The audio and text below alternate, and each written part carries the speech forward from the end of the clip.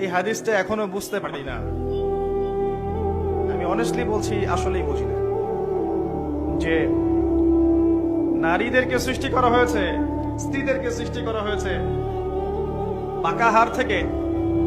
তাদেরকে জোর করে সোজা করতে যেও না, তাহলে ভেঙে যাবে, আর ওই অবস্থায় ছেড়ে দিলে তারা বাঁকাই থেকে যাবে।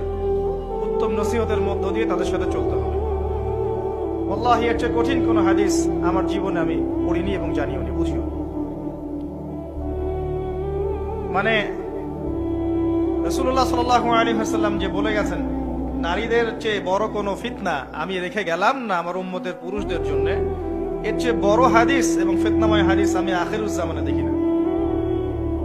আপনি একটু গভীরভাবে দেখলে দেখবেন প্রতিটা সেক্টরে ফিতনার মূল কেন্দ্রবিন্দুতে পরিণত হয়েছে এক শ্রেণীর নারী, যারা আল্লাহর বিধান অনুযায়ী চলতে নারাজ।